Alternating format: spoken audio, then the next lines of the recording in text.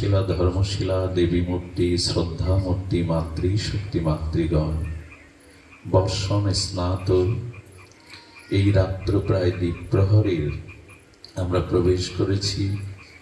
আপনাদের সহিষ্ণুতা ধৈর্য হরিকথার চাতক সম ব্যাকুলতাকে বারবার দণ্ডবাদ প্রণতি জানিয়ে সম্মান প্রদর্শন করে হরিকথার সূচনা করছি। সুধীজন, নিত্যানুভূত নিজ লাভ নিবৃত তৃষ্ণ, নিবৃত তৃষ্ণা, আমাদের তৃষ্ণা নিবৃত্তি নাই। অনন্ত যুগ যুগান্তর জন্ম জন্মান্তর বিষয় ভোগের বিষয়বৃত্তির তৃষ্ণা নিবারিত হয় না। স্বরূপের জ্ঞান স্বরূপের স্মৃতি আজও অধরা রয়ে গেল। গুরু মহারাজজি ইতিপূর্বে স্বরূপ স্মৃতির কথা বলছিলেন। সেই স্বরূপ স্মৃতি আজও জাগেনি। স্বরূপ যদি জাগৃত হতো, বিবেক চেতনার দ্বারা যদি স্বরূপ বোধ হতো, আমার কি হতো জানেন?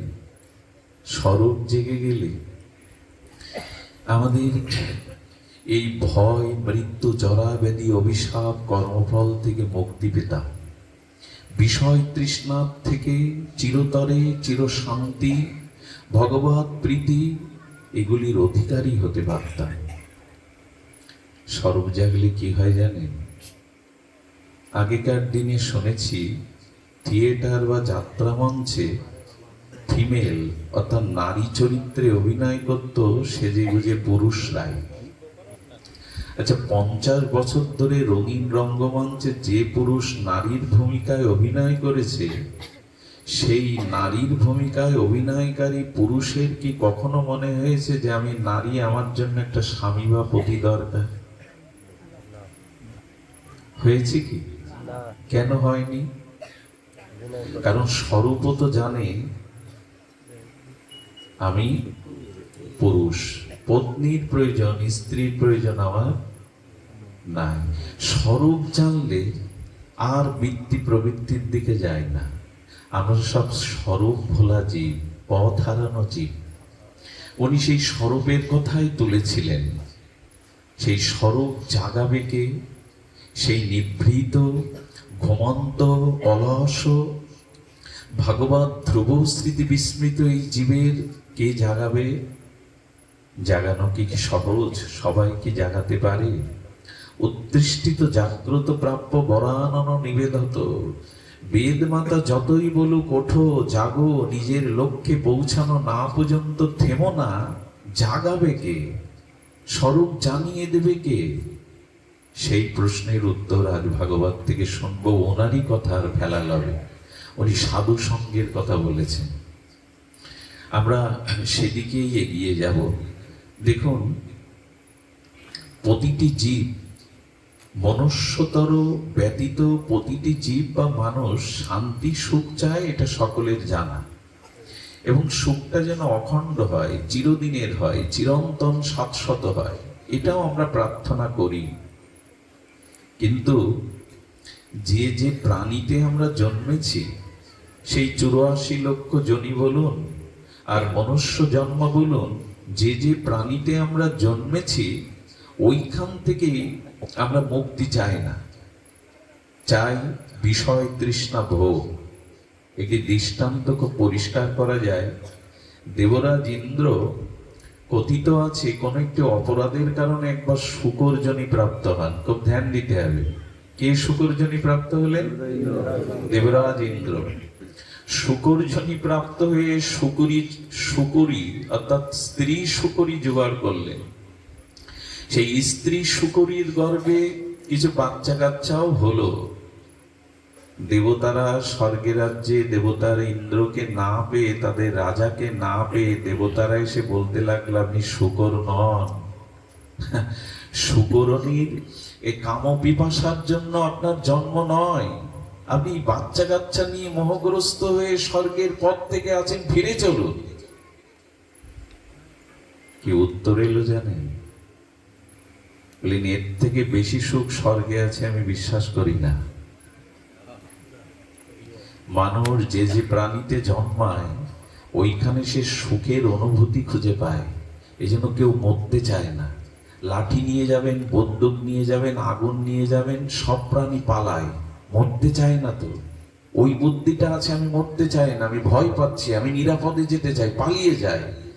মৃত্যু কেউ চায় না, চায় না। এই জন্য ওই প্রাণীতে ওই অবস্থাতে সে সুখ খুঁজে নেয়, সুখের অনুভূতি খুঁজে নেয়। বললেন আপনি স্বর্গের ইন্দ্রাণীকে নিয়ে বলে সুকরিণীকে দিয়ে সুখ পাচ্ছে, এই সুখ কোথাও আছে বলে মনে হয় না। নৃসিংহদেব প্রহ্লাদের প্রার্থনায় রাজি হয়ে কি বলেছিলেন জানেন? বলেছিলেন আমি পুষ্প বিমান প্রস্তুত করে রেখেছি প্রহ্লাদ, তোমার সাথে যারা বৈকুণ্ঠ যেতে চায় নিয়ে আসো, নিয়ে যাও। আমাদের দুর্দশা বলছেন ভাগবত। ব্যবসায়ীকে বললে বললো হালকাতা না হলে যেতে পারবো না। কন্যা দায়গ্রস্ত পিতা বলল মেয়ের বিয়ে না হয়ে স্বর্গে গিয়েও সুখ পাবো না।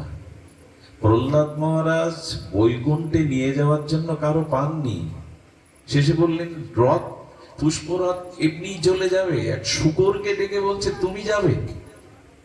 বলে শূকরণীর কাছে শুনে আসি সে যায় কিনা, সেই তো আমার সুখ। শূকরানী বলছেন যে স্বর্গে বিষটা আছে, তো মানে বৈকুণ্ঠে বিষটা আছে, তো আমাদের ওটাই তো আহার, ওই ছাড়া আমাদের রসগোল্লা অমৃত ভালো লাগে না। প্রহ্লাদকে যখন বলছেন বিষ্ঠারূপ খাদ্য আছে, তো এই নর্দমার প্রতি দুর্গন্ধ পোকামাকড় জল আছে, তো যেখানে শুয়ে আমি সুখ পাই। প্রহ্লাদ মাথায় হাত দিয়ে ভগবানকে বললেন ধন্য তোমার মায়া। শুকরও বিষ্ঠা করছে কিন্তু বৈকুণ্ঠে যেতে রাজি না। আমরা এই জন্য বলছে নিত্যানিভূত নিজ লাভ নিভৃত তৃষ্ণা, তৃষ্ণা যায় না। ব্রহ্মার কাছে গিয়ে বললেন স্বর্গের যদি রাজা না থাকে স্বর্গ উচ্ছন্ন যাবে, দৈত্যরা অসুররা দখল করে নেবে, আপনি ইন্দ্রকে বোঝান। ব্রহ্মা বললেন মায়া কবল থেকে আমিও রক্ষা পাই না, তা আমি ওকে কি বোঝাবো? শুনুন, ভয় হতে পারে, কথায় ভয় হওয়া উচিত। আমরা কোন অবস্থানে আছি, আমাদের স্বরূপ না জাগাতে আমরা বিষয় তৃষ্ণায় কোথায় আছি। ব্রহ্মাকে বললেন একটা উপায় তো করুন।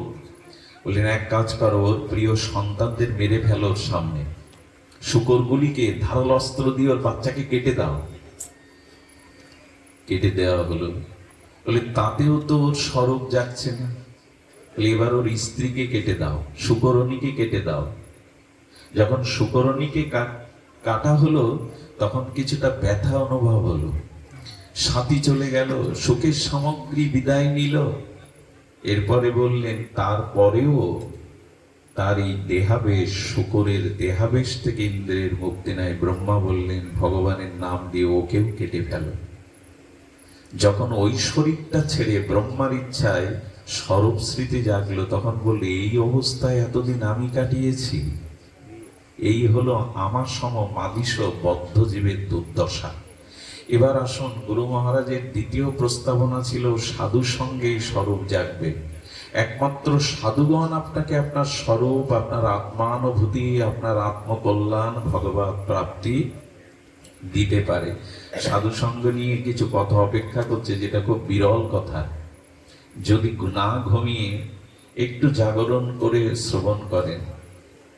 আমি আশ্চর্য হয়ে গেছি, পায়ে পাদুকা দিয়ে আসতে গিয়ে দেখি পা ডেবে যাচ্ছে, পা ভিজে যাচ্ছে, আপনারা তার উপরে বসেছেন, বিস্ময়কর।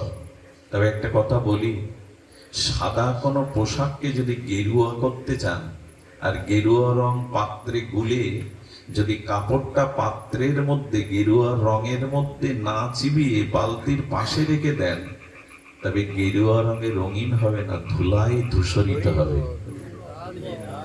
বোঝা যায়? সাদা কাপড়টাকে বৈরাগ্য বেশের জন্য গেরুয়া করব, গেরুয়া রং গোলা আছে বালতিতে, আমি কাপড়টা বালতির গেরুয়ার রঙের মধ্যে না চুবিয়ে বালতির পাশে রেখে দিয়েছি। তো পাশে রাখলে তো ধুলা লাগলো, গেরুয়া রং তো লাগলো না। আপনাদের বসন ভিজে কাঁচা মাটির উপরে বসেছেন, যদি হরিকথায় ডুবে যেতে পারেন তবে ভক্তির রং লাগতে পারে, ডুবতে পারে, ওর মধ্যে ডুবতে হবে, তবে ভক্তির রং লেগে যাবে। কাপড়টা তো ওর মধ্যেই দিন। ভুলে যান না কিছু সময়, হাত ঘড়ির সময়, বাড়ি ফেরার সময় ভুলে যান। বলো আটকে রাখার ফন্দি, আটকে রাখার ফন্দি না। এই স্থান ছেড়ে যাবেন কোথায়? আর সব মায়ার স্থান, এখানেই কেবল মায়া প্রবেশ করছে না আপনাদের। আসুন। তবে হ্যাঁ, শ্রোতা হতে গেলে প্রথমে বলে রাখি, শ্রোতার একটা যোগ্যতা প্রয়োজন। তবে এখান থেকেই মায়া মুক্তি পেতে পারেন, স্বরূপ স্মৃতি জেগে যেতে পারে, বিষয় তৃষ্ণা নিবারণ হতে পারে, ভাগবত তৃষ্ণা আপনার উত্তরোত্তর ক্রমবৃদ্ধি হতে পারে। শ্রোতার মতো শ্রোতা হতে হবে। কেমন সেটি? রাজার দরবারে 3টি মূর্তি নিয়ে হাজির এক ভাস্কর শিল্পী। 3টি মূর্তিকে দেখে বলছেন 3 রকম মূল্য। বললেন মূর্তিটা তো একই, মূল্য 3 রকম কেন? প্রবর মন্ত্রীকে ডেকে বলছেন আপনি বুদ্ধিমান, নির্ণয় করুন তো। 3টি মূর্তি মাপা হলো, একই ওজন। 3টি মূর্তি একই ধাতু দিয়ে নির্মাণ, আলাদা পদার্থ নয়। 3টির ওজন, 3টির ধাতু এবং 3টি একই সমপরিমাণ। বলে মূল্য তাহলে আলাদা চাইছেন কেন? আপনারাই বলুন কেন চাইছেন? উচ্চতা এক, দ্রব্য এক, ওজনও এক, উপাদান এক, দাম কম বেশি কেন? মন্ত্রী বুদ্ধিমান, বুদ্ধিমান মন্ত্রী একটা পয়সা এনে ওই এক মূর্তির কানে দিয়েছে। কানে দেওয়ার পরে দেখে ওই কান দিয়ে পড়ে গেল। এর মূল্য ঠিক চেয়েছে, এর মূল্য খুব বেশি না। দ্বিতীয় কান দিয়ে আর একটা মূর্তির পয়সা দিলে ও করলো কি, কিছুক্ষণ পর ওর গাল দিয়ে বেরিয়ে গেছে। এর মূল্য ওর থেকে একটু বেশি। আর একটা কয়েন ঢুকালে সে কয়েন আর কান দিয়ে মুখ দিয়ে বেরোয়নি, ভেতরে প্রবেশ করেছে, বললে এর দামই বেশি। হরি কথা আমরা শ্রবণ করি, যার ভেতরে প্রবেশ করে সেই সাধু সঙ্গ থেকে লাভটা নিয়ে যায়, সেই প্রেম ভক্তি সম্পদটা এখান থেকে পেয়ে যায়। উসকুস করলে, বারবার ঘড়ি দেখলে পাওয়া যাবে না। ঈদের সময়, পূজার সময় একটা দোকানদার 2টো টাকার মনোভাবের জন্য নাওয়া খাওয়া স্নান ভুলে সারাদিন দোকানে পড়ে থাকে। 2টো টাকার জন্য, ভগবত প্রাপ্তির জন্য, প্রেম ভক্তি লাভের জন্য এইটুকু অপেক্ষা যদি না থাকে তো পাবো বা কি? পাত্র তো দরকার। সুধীজন, আসুন সেই পাত্র হয়ে আমরা একটু এগিয়ে যাই। সাধু সঙ্গের মহিমা মনে পড়ল। একবার বশিষ্ঠদেব, ব্রহ্মর্ষি বশিষ্ঠ গেলেন তপস্বী শ্রেষ্ঠ বিশ্বামিত্রের কুটিরে। তাকে অভিবাদন, অভিনন্দন, আরতি, ফলমূল আহার করিয়ে যখন বিদায় দিচ্ছে, তখন বললেন বৈষ্ণব এলে, সাধু এলে, অতিথি এলে কিছু উপহার দিতে হয়। আমি 1000 বছরের তপস্যার ফল আপনাকে দান করলাম। কয় বছরের? কে দান করছেন? বিশ্বামিত্র। উনি একটু হাসলেন, বশিষ্ঠদেব একটু হাসলেন। এসে উনি ফিরে এসেছেন, নিমন্ত্রণটা দিয়ে এসেছেন, আপনি আমার ভজন কুটিরে একবার আসবেন। বিশ্বামিত্র সেই ভজন কুটিরে যখন গেছেন, তাকে আরতি, বন্দনা, সম্মান প্রদর্শন করে আহার আদি ফলাদি করিয়ে বিদায় নেওয়ার সময় বলছেন, 1000 বছরের তপস্যা দিয়েছিলেন, আমি আপনাকে 1 পলের অর্ধেক, মানে 1 পলে 11 সেকেন্ডে, কি যেন, সেকেন্ডকে 11 ভাগ করলে যেটা হয়, ওই 1 পলের অর্ধেক ফল সাধু সঙ্গের ফল দান করলাম।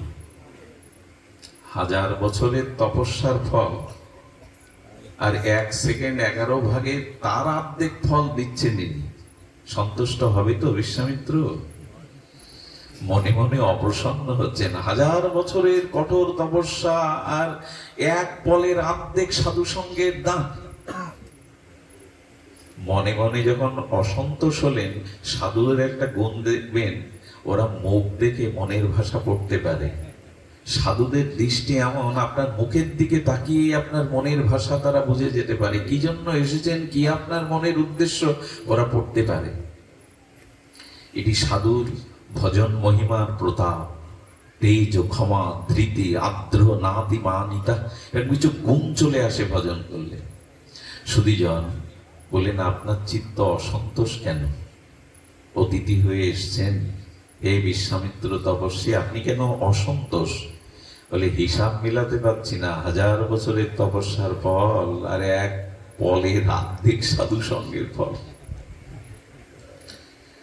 বলে, আপনার মনের এই অসন্তোষ নিবারণের জন্য চলুন তো, কাঠটা ভারী বেশি, 1000 বছরের তপস্যার ফল নাকি এক পলের আর্ধেক সাধু সঙ্গের ফল? বিচার করতে গেলে তো মাঝখানে আরেকজন লাগবে। ব্রহ্মার কাছে গেলেন, এরা যেতে পারে, বিশ্বামিত্র ব্রহ্মসিত ব্রহ্মার পুত্র বশিষ্ঠদেব যেতে পারে। ব্রহ্মা বললেন, সৃষ্টিকার্যে এত ব্যস্ত, এই সাধু সঙ্গ ভজন করার আমার সময় নাই, তো আমি বলবো কি করে? আপনার ভগবান বিষ্ণুর কাছে যান, যেটা হয়। বিষ্ণুদেব বললেন, আমি পালন করি বটে, কিন্তু সৎসঙ্গ বা তপস্যার ফলে মহিমা আমি বিচার করতে পারি না। সৎসঙ্গ যিনি করেন, সৎসঙ্গের মহিমা যিনি জ্ঞাত আছেন, যিনি হরিকথা বলেন, হরিকথা শ্রবণ করেন, সেই সাধু প্রবার ভগবান শঙ্করের কাছে যান। উনি তপস্যাও করেছেন, সাধু সঙ্গও করেছেন। ভগবান শঙ্কর একাধারে যেমন তপস্যা সমাধিস্থ থাকেন, আবার উনি হরিকথাও সাধু সঙ্গ করেন।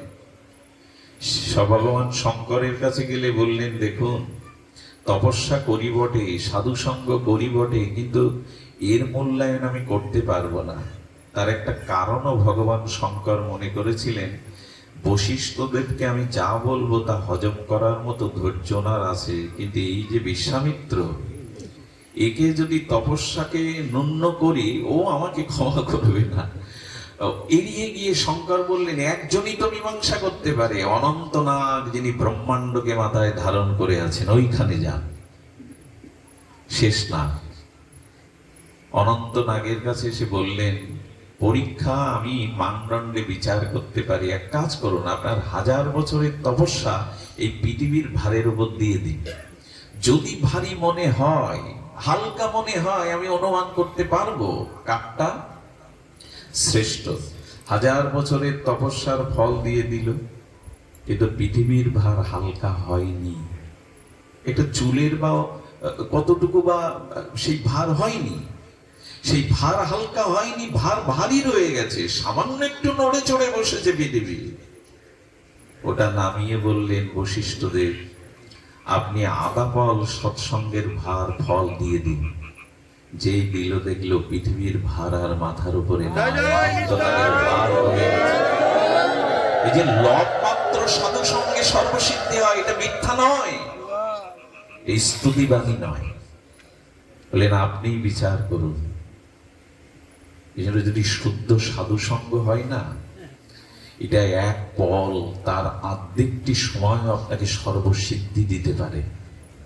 কিন্তু সেই আস্থা, সেই বিশ্বাসের জায়গাটা বড় প্রয়োজন। প্রয়োজন কেমন জানেন? এই যে বিদ্যুতের তারগুলো এসছে না, ওর মধ্যে বিদ্যুৎ শক্তির প্রবাহ উপাদান সমান। এই যে তারের মধ্যে বিদ্যুৎ শক্তির প্রবাহ শক্তি সমান, কিন্তু 500 পাওয়ারের বাল্ব ওই তারের মাথায় আর একটা 20 পাওয়ারের বাল্ব জ্বালিয়ে দিই, বিদ্যুৎ শক্তি প্রবাহ তারের মধ্যে উপাদান সমান, দুটো আলো সমান হবে কি? 500 পাওয়ারের বাল্ব আর 20 পাওয়ারের কারণ কি? বিদ্যুৎ শক্তি তো একই। এর কারণ ওই বাল্বের পাত্রের ধারণ ক্ষমতা যতটুকু, ততটুকুই আলো দেবে। আমাদের ভিতরে শ্রদ্ধা, ভক্তি, বিশ্বাসের ক্ষমতা যতটুকু, ততটুকু সাধু সঙ্গ ক্রিয়া করবে, ততটুকু ক্রিয়া করবে। বিবেকানন্দের বুকে ঠাকুর রামকৃষ্ণ পরমহংস হাত দিয়ে দিলেন, 3 দিন ধরে ব্রহ্মময় জগৎ ঘুরছে ওনার সামনে, উনি ব্রহ্মময় হয়ে গেছেন। পরমহংসদেব অন্য শিষ্যদেরও বুকে হাত দিয়েছিলেন, বিবেকানন্দ সবাই হয়নি। এর কারণ কি জানেন?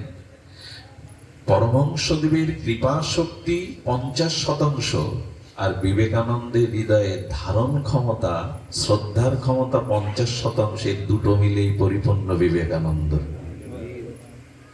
7 নক্ষত্রের জল সাপের মাথায় যদি পড়ে তো মণি হয়ে যায়, যদি হস্তির মস্তকে পড়ে তো গজমতি হয়ে যায়, আর যদি শুকটি ঝিনুকের মধ্যে পড়ে তো মুক্তা হয়ে যায়, পচা ড্রেনে পড়লে পোকা হয়ে যায়। পাত্রের প্রয়োজন। সাধু সঙ্গ পাত্রটা হওয়ার প্রয়োজন, তখনই ওখানে বস্তু ধর্ম গিয়ে প্রকাশ হয়। সুধীজন, সাধু সঙ্গ শব্দটার অর্থও বা কি জেনেছেন? জানেন আপনারা বিজ্ঞ শ্রোতা? এটা আর একবার একটু স্মরণ করি। সাধু সঙ্গ আসলে কাকে বলে? সাধু যুক্ত সঙ্গ, সৎ যুক্ত সঙ্গ, সৎসঙ্গ। এখানে সৎ মানে পরমাত্মা, পরমাত্মার পরবস্থা সচ্চিদানন্দ ভগবানই সৎ। আর এই জীবাত্মারূপ অংশরূপ আমি ও অংশরূপ জীবাত্মা যেদিন পরমাত্মা সচ্চিদানন্দের চরণে মিশে যাবে, এরই নাম সৎসঙ্গ।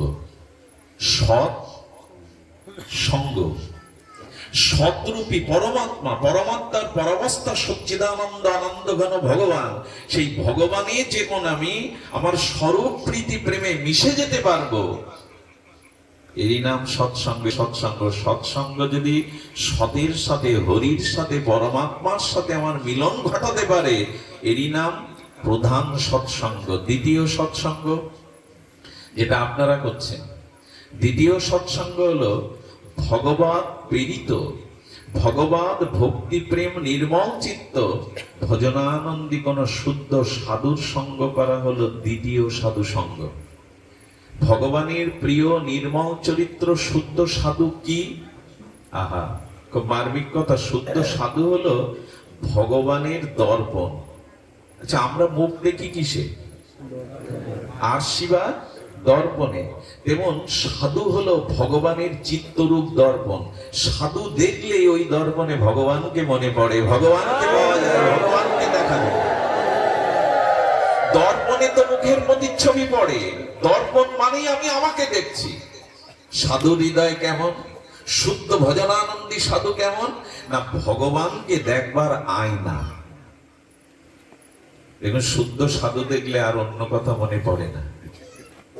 সাধু হলো ভগবান দর্শনের দর্পণ স্বরূপ। এই জন্য তো বলছে যে সাধু দর্শনেই গঙ্গা স্নানের থেকেও পবিত্র হয়। আসলে ওই যে বললাম, গঙ্গা স্নান, সাধু দর্শন সবকিছু নির্ভর করছে আপনার শ্রদ্ধার উপরে। আচ্ছা, গঙ্গার কাছে গিয়ে আপনি 1 মণ জল চাইলেন, 1 কুইন্টাল জল চাইলেন, আপনি চাইলেন 1 কেজি জল, গঙ্গা কি বলবে জানেন? গঙ্গা বললেন, তুমি যেরূপ পাত্র নিয়ে এসেছো আমার আছে অনেক, আমি আমার স্রোত বইছে, অগাধ জলের স্রোত বইছে, তোমার পাত্র আমার কাছে যেমন এনেছো আমি ততটুকুই দিয়েছি।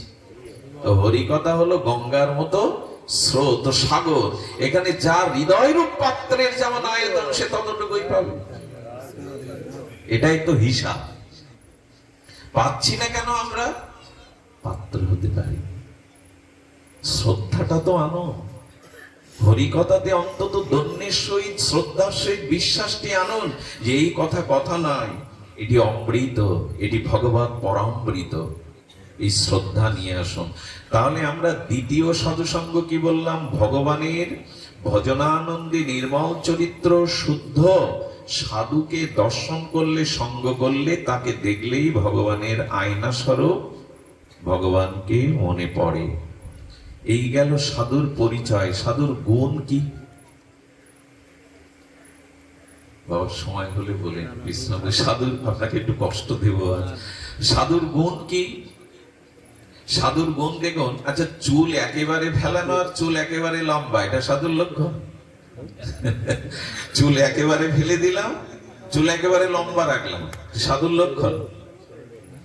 খুব বড় বড় তিলক দিলাম, সবসময় বৃন্দাবনের সাধুদের মতো ওড়না জড়িয়ে রাখলাম,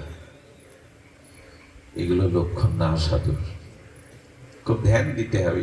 এর মানে আবার এইসব পোশাক যারা পরেন না, তারা আবার সন্তুষ্ট হবেন না।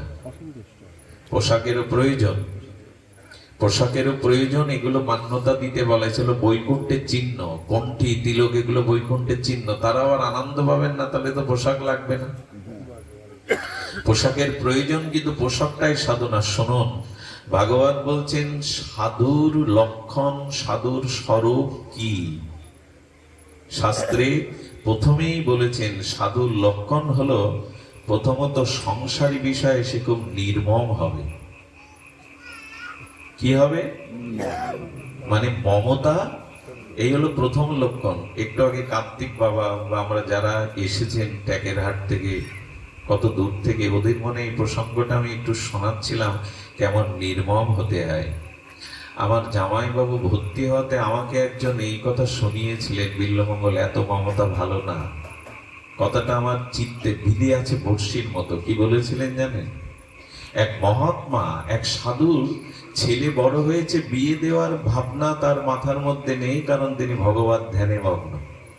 শিষ্যরা বলছে, বাবা দাদাকে তো বিবাহ দিতে হবে, আপনি বৃদ্ধ হয়েছেন, একটু পাত্রী দেখা প্রয়োজন। বলো, ও আমার মাথায় নেই, ও কাজ তোমাদের, পারো তো করো। সাধু কেমন? গুরু ভাইয়েরা মিলে বড় ভাইয়ের জন্য পাত্র পাত্রী কন্যা নির্ণয় করলেন। নির্ণয় করে বিবাহের দিন স্থির হলো। ছেলের জন্য মেয়ের জন্য বাজার করতে যায় না কাপড় চাপড়, পিছনে ডেকে সাধু বললেন, ছেলের আর মেয়ের পোশাক কেনার সাথে একটা কাফনের কাপড় কিনে এলো। হজম করতে পারবেন এ কথা?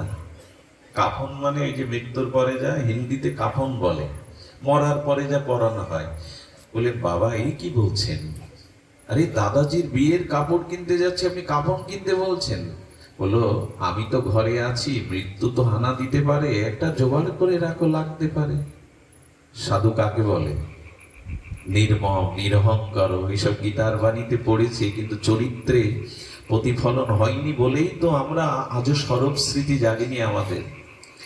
বিবাহ যেদিন করতে যাবে, পালকিতে ওঠার আগে প্রণাম করতে গিয়ে বলে, পালকির সাথে একটা শ্মশানের চালি তৈরি করে রাখো।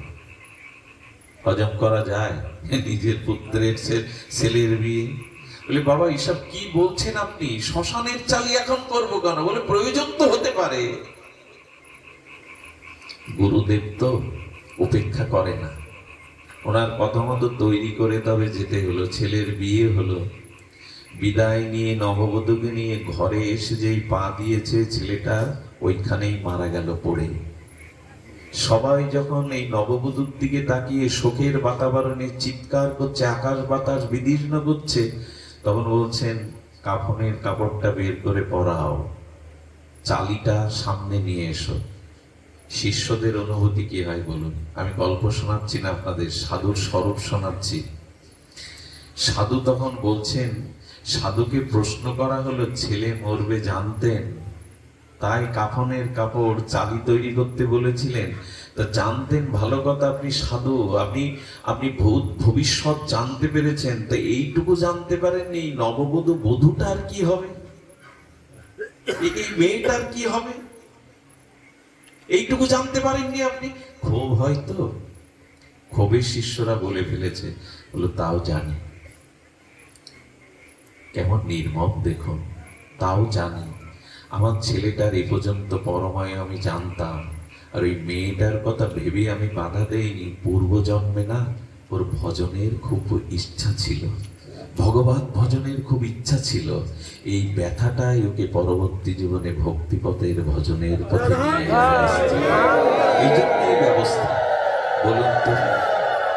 বলুন তো সাধুর স্বরূপ সংসারের প্রতি নির্মম হবে তিনি। তা না হলে শ্রীবাস পণ্ডিত কি ছেলে ঢেকে এসে কীর্তন করতে পারে? এ কি আর আমাদের দ্বারা সম্ভব? কল্পনাতেও স্বপ্নেও সম্ভব? মৃতপুত্র ঢেকে এসে মহাপ্রভুকে আনন্দ দেওয়ার জন্য কীর্তন নর্তন করতে পারে? নির্মম। সংসারের এত আসক্তি তো ছাড়বো কবে? অতটা না হলে দ্বিতীয় লক্ষণ শুনুন সাধু, এগুলিতে মিলিয়ে নেবেন। এরকম সাধু যদি পান, তবে ভগবান পাওয়ার থেকে সৌভাগ্যবান মনে করবেন, ভগবান পাওয়ার থেকে সৌভাগ্যবান। দ্বিতীয় লক্ষণ কেমন জানেন? আম গাছের মতো হতে হবে সাধুকে। আম গাছে আংশিক দিয়ে তার পল্লব ছিঁড়ে আনে নিজের প্রয়োজনে, চিতায় পোড়ানোর জন্য ডাল কাটে, এরপর পাথর ছড়ে আম পাড়ার জন্য। এত আঘাত, এত কষ্ট, এত যন্ত্রণা সহ্য করেও পাকা পরিপক্ক সুমিষ্ট অমৃত আম দিয়ে দেয় অন্যকে। এত লাথি ঝাঁটা, অপমান, কষ্ট, দুঃখ, যন্ত্রণা, অপমান সহ্য করেও যে জীবের জন্য ভগবত অমৃত দান করে, অন্যের কল্যাণের জন্য নিজের জীবন উৎসর্গ করে, একেই বলে সাধু। সুখদেব গোস্বামীর পেছনে ধুলা মারা হচ্ছে, থুতু ফেলা হচ্ছে, পাথর ছোড়া হচ্ছে এই উলঙ্গ তেজোদীপ্ত যুবককে দেখে। একজন বললেন, সুখদেব ভগবান কিছু বলছেন না ওদের? পাগল ভেবে থুতু ফেলছে, পাথর ছুটছে, কিছু বলছেন না ওদের? বললেন, ওই বৃক্ষটার দিকে তাকিয়ে দেখো, ওকেও তো পাথর ছড়ে কাটে, ওকে অভিশাপ দেয়, তো বৃক্ষের থেকেও কি অধম? একটা জিনিস বলি, যদি কেউ অপমান করে, যদি কেউ কটু কথা বলে, হেয় করে, একটা কথা বলবো, সাধু কি করে জানেন? সাধু সহন হয়, কথন বলে না। কথন আর সহন সাধু সহ্য করে। কেমন জানেন? বুদ্ধদেবকে, গৌতম বুদ্ধকে এমন এমন গালি দিচ্ছে একজন সামনে, এমন গালি দিচ্ছে, উনি প্রসন্ন, সে গালি উচ্চারণ করা যায় না। বুদ্ধদেবের এক শিষ্য এসে বলছেন, প্রভু এত নোংরা গালি দিল, আপনার প্রসন্নতা যায়নি? বুদ্ধদেব যে দৃষ্টান্ত দিয়েছিলেন, যদি একটু হৃদয়ে কুড়িয়ে নিয়ে যেতেন, একটু গিট দিয়ে বেঁধে নিয়ে যেতেন, আমিও যদি এটা ধারণ করতে পারতাম। বুদ্ধদেব বললেন, তুমি আমার বাড়িতে 2 কেজি সন্দেশ এনেছো, আমাকে বারবার সন্দেশটা দিতে চাইছো, কিন্তু আমি নিলাম না। সন্দেশ কার থেকে যাবে?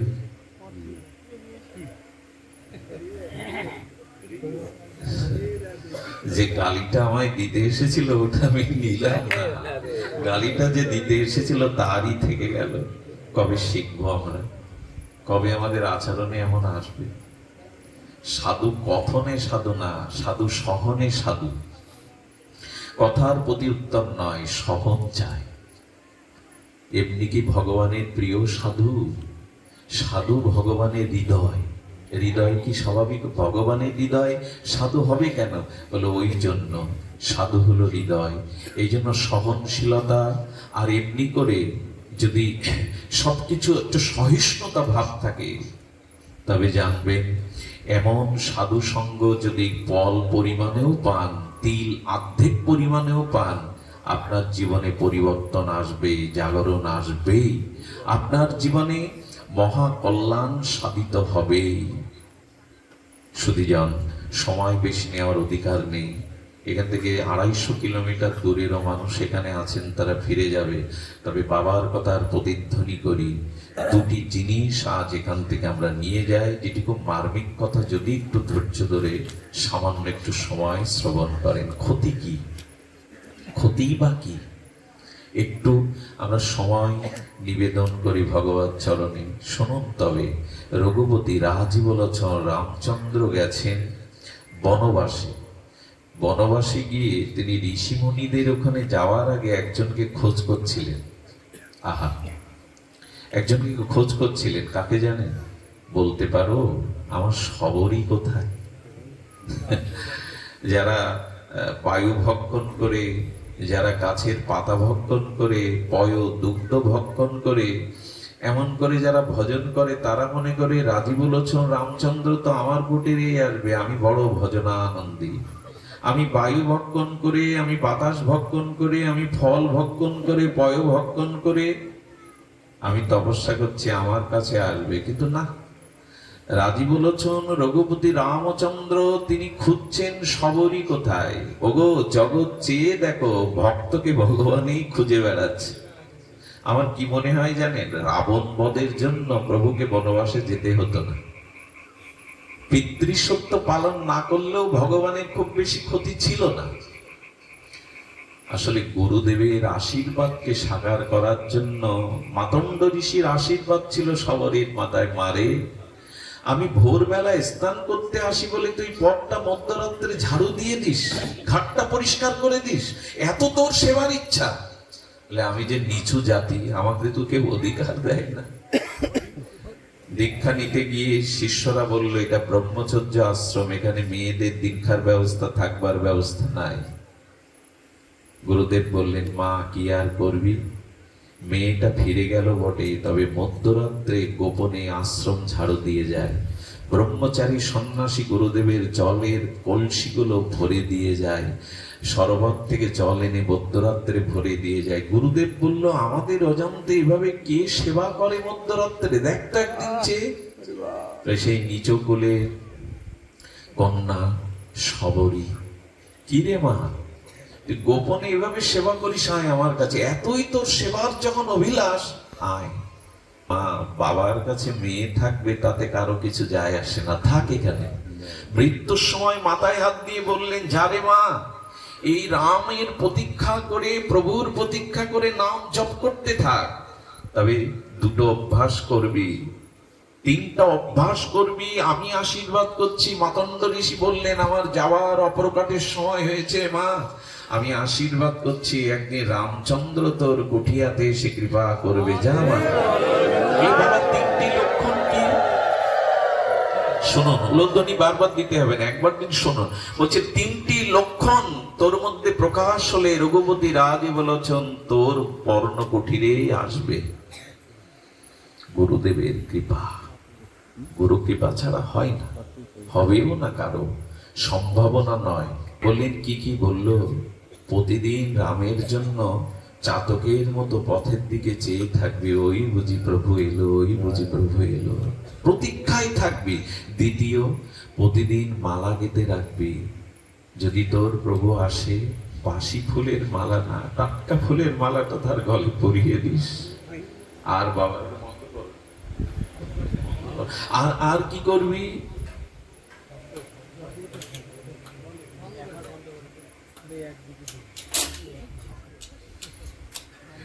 ভগবতের মধ্যে অন্য কিছু করতে নাই।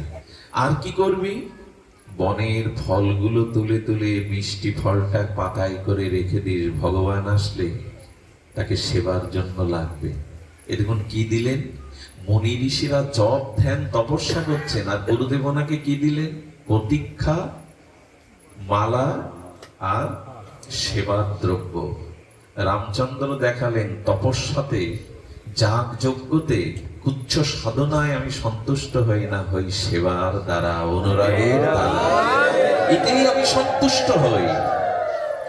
প্রভু সবরীর কুটিরে গিয়েছিলেন, এই লীলা আপনাদের জানা, যেটি জানাবার জন্য এত প্রয়াস, সেটি হলো এই, সবরী চরণে লুটিয়ে পড়লেন, প্রতীক্ষারত তার প্রাণের প্রাণারাম, তার নয়নের অভিরাম এলেন বটে, তাকে তাকে সেই উচ্ছিষ্ট ফলও খাওয়ালেন। ভগবান তো প্রেমের প্রেমের কাঙাল, সেই প্রেমযুক্ত অধরামৃত পেলেন, মালাও পরলেন। সবরীর চক্ষু দৃষ্টি ফিরিয়ে দিয়ে সিঙ্গার করে নিজ হাতে বৈকুণ্ঠেও পাঠিয়েছিলেন। কিন্তু যেটা বলবার অভিপ্রায়, সবরী আমাদের হয়ে একটি প্রশ্ন করেছিলেন, প্রভু তোমার চরণে ভক্তি প্রেম লাভের উপায় বলো। আচ্ছা, প্রেমময়কে পেয়েছে, তারপরে এ প্রশ্ন কেন? বলো, প্রশ্ন সবরীর আমাদের জন্য, আমরা কি করে এমনি করে তাকে পাবো।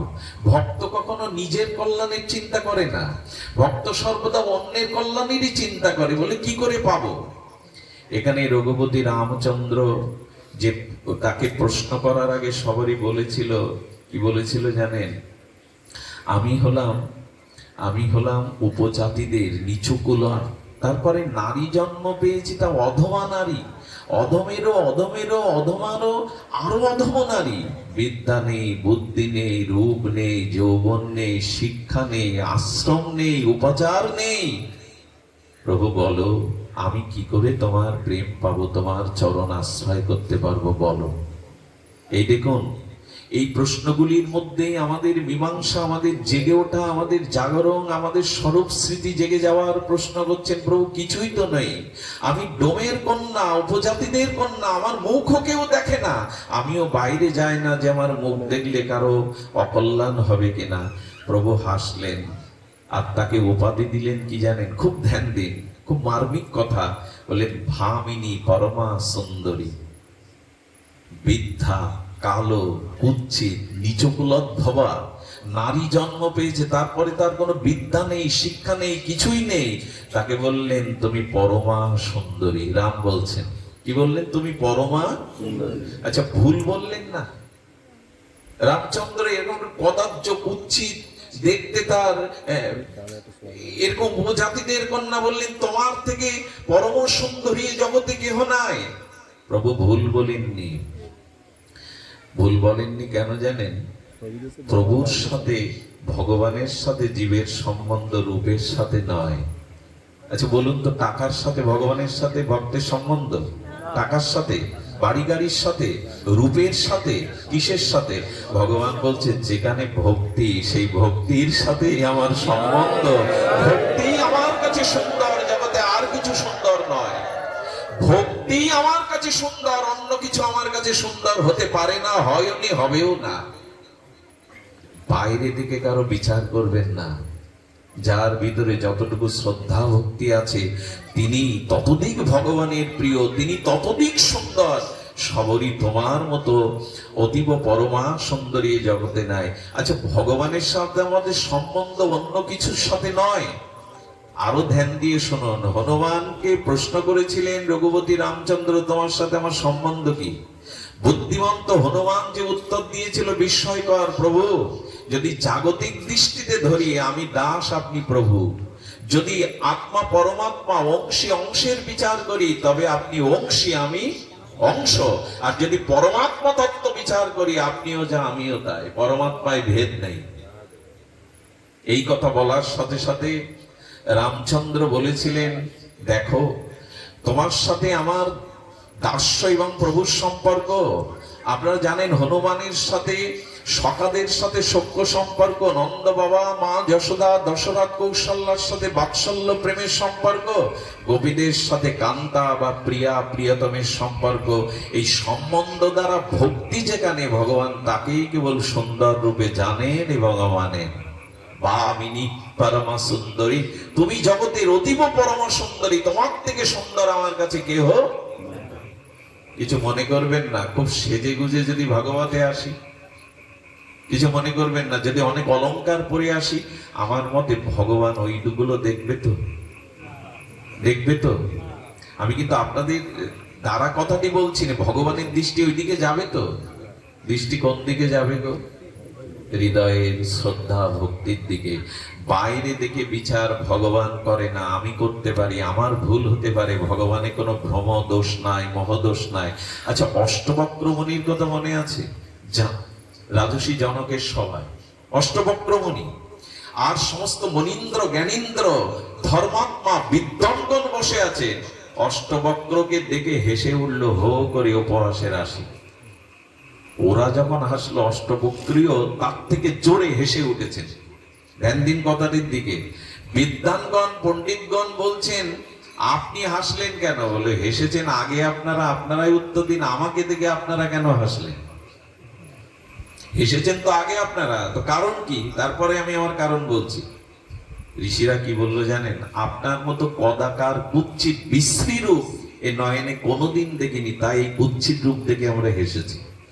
এবার বলুন আপনি হাসলেন কেন? আমরা সব ব্রহ্মজ্ঞ ঋষি, আমরা সব কবিবর বিদ্বানগণ, আপনি হাসলেন কেন? কি বললেন জানেন? হাসলাম এই কারণে, আমি মনে করেছিলাম রাজসী জনকের সবাই যারা, তারা সব বিদ্বান পণ্ডিত ব্রহ্মজ্ঞ মহাপুরুষ। এটা আপনাদের থেকে হাসি লেগেছে, আপনারা সব চামার। আপনারা কি চামার কাকে বলে? যারা চর্ম নির্মিত পেশায় কাজ করে।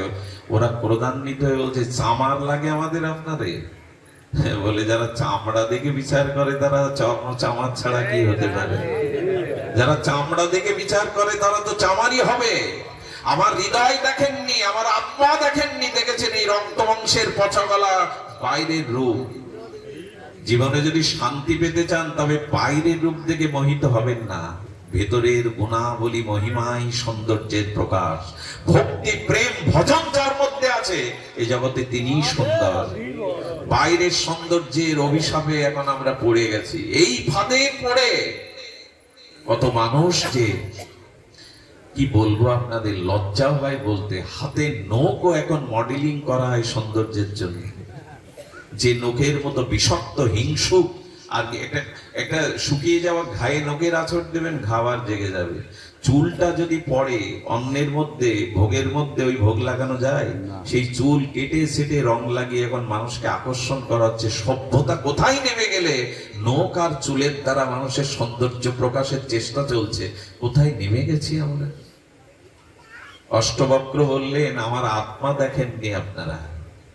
আপনারা চামড়া দেখে বিচার করেছেন, বাইরে দেখে। ভগবান কারো বাইরে দেখেন না, ভগবান দেখেন তার হৃদয়কে। সবরই তোমার হৃদয়ের এই ভক্তি হলো আমার কাছে সুন্দর, অন্য কিছু জগতে আমার কাছে সুন্দর নয়।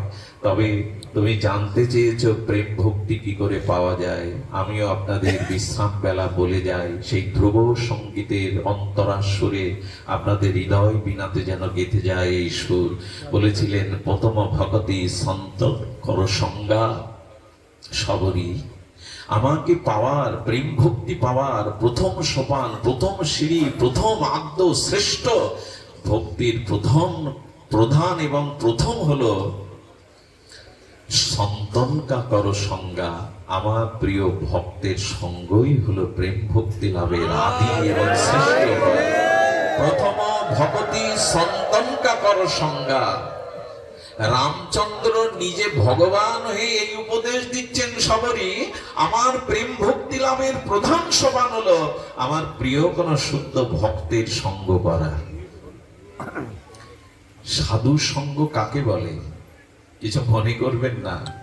আমি যদি গিয়ে আগে গিয়ে উঠে কিছুটা রাজনৈতিক, কিছুটা সামাজিক পরনিন্দা পরচর্চা করে একবার চা বিস্কুট খেয়ে এসে ওই সব করে এসে বসলাম,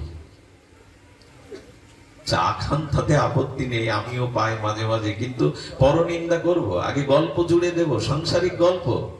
সাধু সঙ্গ কাকে বলে শুনে নিন। যেখানে কৃষ্ণ কথা ব্যতীত, ভগবানের রূপ গুণ কথা ব্যতীত দ্বিতীয় কোন কথা উচ্চারিত হয় না, তাকেই বলে সাধু সঙ্গ। তার কারণ কি জানেন? দুধ আর জল মিশে যাবে। দুধ আর জল দুটোই পয়, দুগ্ধের নামও পয়, জলের নামও পয়। দুধ আর জল মিশেই যাবে, কাজেই লেগে যাবে, পরমান্নে হোক অভিষেকে হোক লেগে যাবে। কিন্তু দুধ আর জল আলাদা হয়ে যায় যদি ওতে একটু টক মিশিয়ে দেন। যেই দিলেন ছানা হয়ে জলটা আলাদা হয়ে গেল। খবরদার পরনিন্দা পরচর্চায় টক যদি প্রেম ভক্তির জগতে মিশে যায়, তাহলে ভগবান আর আপনি আলাদা হয়ে গেলেন। সহজে মেশা যায় কিন্তু আলাদা হয়ে গেলেন। টক দিলেই দুধ আর জল আলাদা। টক আর ঠক প্রতিশব্দ। এই যে অন্যের নিন্দা, অন্যের সমালোচনা, এই ঠক এসে গেল, টক এসে গেল, ভগবান থেকে আপনি দুধ আর জল আলাদা। এই জন্য আমরা সাধু সঙ্গে যা বলতে বুঝি তা নির্ভেজাল হরি কথা, হরি গুণাগুণ। এটা ছাড়া যেখানে অন্য কথা হবে না। ব্যাসপীঠে উঠেই যদি নিজের প্রশংসা, নিজের একেবারে গাথা বলতেই শুরু করি, এই করেছি তাই করেছি এই তমক, তাহলে আর হরি কথা হয়েছে, তাহলে আর হরি কথা হয়েছে। সুধীজন এই জন্য বললেন সন্তন কাকর সংজ্ঞা। এই সাধু সঙ্গের মহিমা অপার, অপরিসীম। এই সাধু সঙ্গ যদি আমরা লাভ করতে পারি, আগে আমরা বলেছি দ্বিতীয় ভক্তির কথা বলেই বিশ্রাম। দ্বিতীয় ভক্তি কি? প্রথম ভগতি সন্তনকা কর সংজ্ঞা, দ্বিতীয় মম কথার অতি প্রসঙ্গা।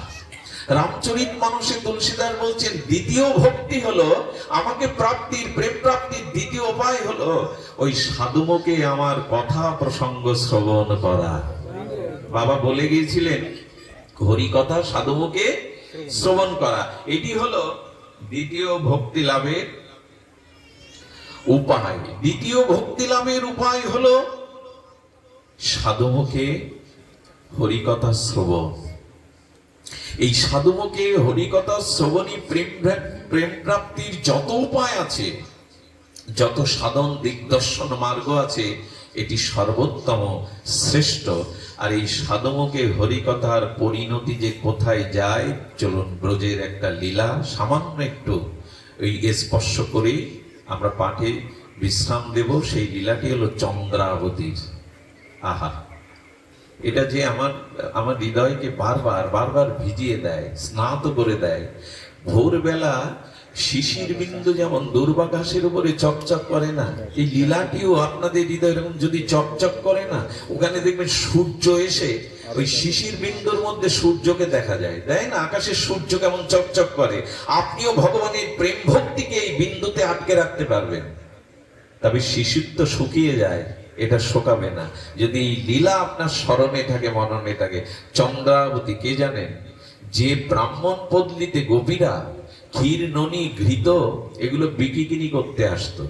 আচ্ছা, একটা কথা মনে হয় না, ব্রজের নারীরা রাধারানী ললিতা বিশাখারা দধি বিক্রি করতে মথুরায় আসতো কেন?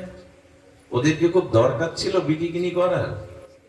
আসলে আসলে রাধারানী গোপী সুন্দরীরা ঘরের বাইরে আসবার একটা উপায় খুঁজেছিল, কারণ বাইরে এসেই তো শ্যাম দর্শন হবে, বাইরে এলেই তো শ্যামের দর্শন হবে। তাই বিকিকিনির নাম করে তারা দধি ভাণ্ড নিয়ে বেরোতো। আসলে দধি বিক্রি করার উদ্দেশ্য যদি ওদের হতো, তাহলে এই কথা ওদের মুখ দিয়ে উচ্চারণ হতো না। অনুরাগ রাগিনী তারা মাথায় নবনীত দধি ঘোল নিয়ে কি বলতো জানেন? ঘোল নেবে বলতো না, দধি নেবে বলতো না, গোবিন্দ নেবে, মাধব নেবে, ব্রজেন্দ্র নন্দন নেবে। আসলে ওরা ওইটা নেওয়ার জন্যই ছল করে বাইরে বেরিয়েছে। রাধারানীর কলসিতে জল আছে, কিন্তু জল ঢেলে দিয়েছে, পূর্ণ কলস জল ঢেলে দিয়েছে। কেন জানেন? খালি না থাকলে তো যেতে দেবে না।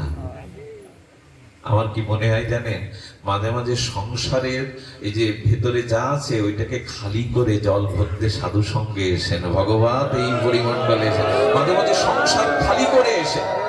একটা জিনিস বলি, সংসারে চলার পথে কিছু ক্ষতি হয় হোক, সংসার চলার পথে কিছু জীবনে বাদ পড়ে পড়ুক, কিন্তু ভগবানের কাছে সাধু সঙ্গে যেতে যেন বাদ না পড়ে সময়। ওই ক্ষতি পুষিয়ে নেওয়া যাবে, এ ক্ষতি পুষিয়ে নেওয়া যাবে না। জন্ম বারবার পাবো না, কানা খোড়া হয়েও জন্মাতে পারি, শুকর কুকুর হয়ে জন্মাতে পারি, এই সুযোগ দ্বিতীয়বার পাবো এমন নয়। যার সুযোগ তার দ্রুত কাজে লাগাতে হবে, খুব দ্রুত কাজে লাগাতে হবে। এই জন্য ওরা বাইরে বেরোতো। মথুরায় গিয়ে ব্রাহ্মণ পত্নীদের কাছে, ব্রাহ্মণ পল্লীতে ঘি দুগ্ধ বেচেই বলতো তাড়াতাড়ি মূল্য দিন। কেন মূল্য দিন? তো শ্যামসুন্দরকে কোন সকালে দেখেছি, বড় তৃষ্ণা, বড় বিরহ দেখব। এই যেই বলতো এত শ্যামের কথা কেন বলো, কি তার রূপ, কি তার মহিমা, এই কথা শ্রবণ করতে করতে গোবিন্দের মাধুর্য রূপ ও লীলা, এই ব্রাহ্মণ পণ্ডিতদের গোবিন্দের প্রতি এত অনুরাগ এলো যে যাজ্ঞিক ব্রাহ্মণরাও কৃষ্ণকে অন্ন দেয়নি, বলরামকে অন্ন দেয়নি, কিন্তু ব্রাহ্মণ পত্নীরাই গিয়েছিল স্বামীকে, সংসারকে উপেক্ষা করে। ওই যে কৃষ্ণ কথা শ্রবণের ফল বা মহিমা। এখানে চন্দ্রাবতী নামের এক কুমারী মেয়ে এই কৃষ্ণের রূপ গুণ লীলা গোপীদের মুখে শুনত। কি বলবো, ওই যে লীলা, ওই যে মাধুর্য, ওই যে আনন্দ তার হৃদয়ে লেগে গেল, আর ঘুমাতে পারে না। সারা রাত ছটপট করে, প্রতিক্ষণ নিঃশ্বাস প্রশ্বাসে তার একটিই ভাবনা, কবে শ্যাম দর্শন হবে, কবে মুরলীধারীকে নয়ন ভরে দেখব। আর এই চিন্তার, এই অনুরাগের তরঙ্গ বাড়তে লাগলো। এই তরঙ্গ যখন বাড়তে লাগলো, একদিন রাত দ্বিপ্রহর নয়, রাত দ্বিপ্রহরে 3টার দিকে দরজা খুলে অজানা আকর্ষণে বাইরে এলো। কোথা বৃন্দাবন, কোথা শ্যাম। কুমারী তো পথ চেনে না, অন্ধকার পথ, ব্রজের পথ চেনে না। কিন্তু একটা কথা বলি, অনুরাগ বুকে নিয়ে কেউ যদি ব্রজের উদ্দেশ্য বের হন, তবে পথ চেনাবেন হাত ধরে যার কাছে আপনি যেতে চাইছেন। বিল্বমঙ্গল ঠাকুরের দৃষ্টি নয়, ব্রজের পথ তো অন্ধ চিনবে কি করে? কিন্তু বিল্বমঙ্গল ঠাকুর জগৎকে জানিয়ে গেল, আমার হাত ধরে তুমি নিয়ে চলো সখা, আমি যে পথ চিনি না, ব্রজের পথ, তোমার চরণ দর্শনের পথ আমার জানা নেই, আমি বিষয় অন্ধ, কিন্তু তুমি তো পথ চিনো, তুমি হাত ধরো, তুমি হাত ধরে তোমার পথেই নিয়ে চলো। যারা তার পথে উঠে, শ্রী গোবিন্দ তারই হাত ধরে তার সেই ব্রজনিকঞ্জ নিকেতনেই নিয়ে যায়। এই জন্য আচার্যরা বলে রাধারানীর কৃপা ছাড়া ব্রজ দর্শন হয় না, রাধারানীর না ডাকলে ব্রজে যাওয়া যায় না, এটা তারই কেবল করুণা। সুধীবৃন্দ, সেই করুণা ধারায় আজকে চন্দ্রাবতী যেতে যেতে ব্রজে পৌঁছালো। কবে পৌঁছালো জানেন? সেই দিন ভোরে পৌঁছালো যেদিন ভোরবেলাতে অঙ্কুর রথে করে কৃষ্ণকে নিয়ে বিদায় নিয়েছে। এটা প্রকট লীলার কথা। যখনই কৃষ্ণ বিদায় নিয়েছেন, চন্দ্রাবতী ব্রজে এসে কি দেখলো জানেন?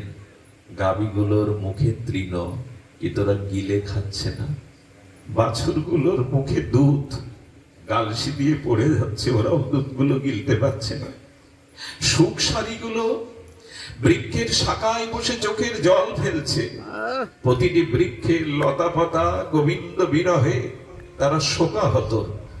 এরপরে তাকিয়ে দেখলো কোন গোপী মূর্ছিতা, কোন গোপী বা পাগলিনীর ন্যায় মথুরার পানে তাকিয়ে হাহাকার করছেন, কোন গোপী মূর্ছিত হয়ে পড়ে গেছেন, কোন গোপীর হৃদয়ে তাদের দেহে কোনো চেতনা নাই। একটু এগিয়ে গিয়ে দেখে নন্দ পিতা পাষাণ প্রতিমার স্তম্ভের মতো দাঁড়িয়ে, চোখে তার জল শুকিয়ে গেছে। যশোদা মা আছাড়কে পড়ে আমার লালা, আমার কানাইয়া বলে কাঁদছে। ভক্ত চন্দ্রাবতী বলছে, বুঝেছি, আমি এলাম যেদিন সেদিনই তুমি বিদায় নিলে। এত প্রতীক্ষা, এত প্রত্যাশা, এত চোখের জল, এত অনুরাগ তোমায় দেখতে পাবো না। কিন্তু ভজন পথে যারা ওঠে ভগবান তাদের বুদ্ধি দেন। সেই বুদ্ধিতে চন্দ্রাবতী কি বুঝলো জানেন? তোমাকে পাইনি, আমি এলাম, আমার হলো শুরু, তোমার হলো শেষ। এর কারণ কি যেন গোবিন্দ? তোমাকে পাওয়ার থেকে বড় কোনো পাওয়া দেবে বলেই আজকে আমি এসেছি, আর আজকে তুমি বিদায় নিয়েছো। ভজন করলে তার বুদ্ধিটা খুলে যায়, ভজন করলে সে সবকিছুর মধ্যে ভগবানের করুণাকে, কৃপাকে উপলব্ধি করতে পারে।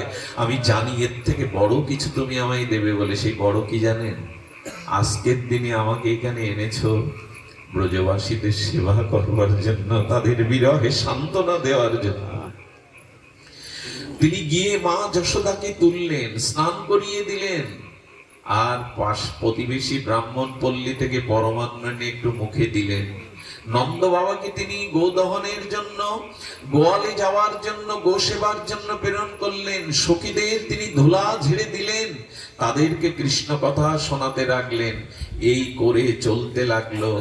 যেদিন সূর্যগ্রহণে কুরুক্ষেত্রে দ্বারকা বৃন্দাবন মিলন হলো, সেই দিন শুনুন, কৃষ্ণ যশোদার তাবুতে চলে আসছে। মা মা মা বলতে বলতে বাৎসল্য প্রেমে কৃষ্ণ ছুটে এসেছে। যশোদা কতদিন পরে, শত বছর পরে কৃষ্ণকে কোলে নেওয়ার সাথে সাথেই বৃদ্ধা যশোমতীর বুকের স্তন থেকে দুগ্ধ খরিত হয়ে ভেসে যেতে লাগলো। প্রেমের কি স্বভাব! দুগ্ধ স্নাত হয়ে কাপড় ভিজে যেতে লাগলো বক্ষে। কৃষ্ণ মাকে প্রণাম করে মায়ের স্নেহ নিয়ে বলছে, মা চন্দ্রাবতী কই? যশোদা অবাক হয়ে বললেন, তুই তাকে চিনিস? যেদিন তুই চলে গেছিস সেদিন এসে শেষে আমাদের প্রাণ বাঁচিয়ে সেবা করছে, প্রাণ ঢালা সেবা। তুই তো তাকে দেখিস নি, চিনিস কি করে? গোবিন্দের চোখের কোণে চিকচিক করে উঠল জল। সারাটি জীবন যে তোমাদের সেবা করে আমার প্রতীক্ষা করছে, আমি তো তাকেই খুঁজছি। মা চন্দ্রাবতী কোথায়? এই দেখুন প্রেমের স্বভাব। যার হৃদয়ে প্রেম, ভক্তি, ভগবত প্রীতি আছে, ভগবান তাড়াতাড়ি মাকে প্রণাম করে ঘরের বাইরে চাতকের মতো দেখছে চন্দ্রাবতী কোথায়। চন্দ্রাবতী কি করেছে জানে? এত বছর পরে তোমায় দেখব, হে প্রাণারাম, হে প্রিয়তম, খালি হাতে তোমার কাছে যেতে নেই। তাই কিছু ফুল চয়ন করে ফুলগুলো অঞ্জলি করে আনছিল।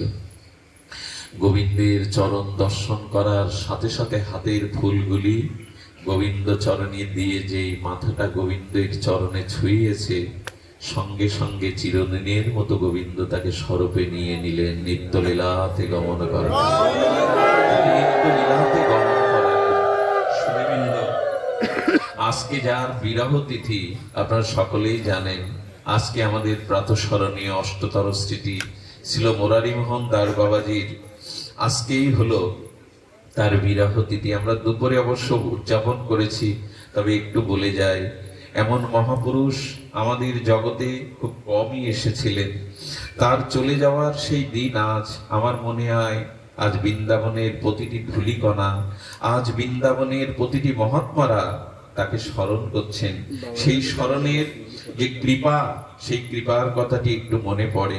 আপনারা জানেন 1429 সনে 15ই বৈশাখ দিনে দিবা 1:15 শুভক্ষণে ফিরে যান তো ওখানে।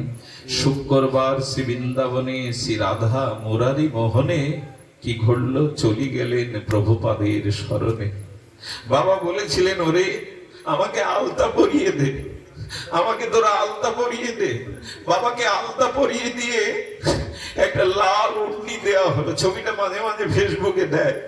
এই সেই উন্নাটা পরিয়ে বাবা বলছে সরে যা, ওই দেখ ঠাকুরানী আসছে, ওই দেখ প্রিয়াজি আসছে, তোরা পথ ছেড়ে দে, ওই আমাকে ডাকছে।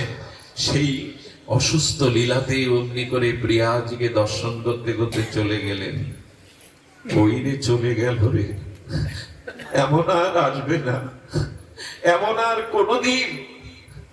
আমাদের এই বিক্রমপুরের স্বর্ণগ্রামে এসেছিলেন তিনি। মহাপ্রভুর দুইজন পরিকর এই গ্রামে এসেছিলেন। মহাপুরুষের আবির্ভাব যে কোনো সেখানে হয় না। মহাপ্রভুর দুইজন পরিকরের এই স্বর্ণগ্রামে বিক্রমপুরে এসেছিলেন। তিনি ছোটবেলায় সিদ্ধান্ত নিয়েছিলেন সংসার নয়, এই বিশ্ব সংসারের ভার নেওয়ার জন্য তিনি এসেছেন।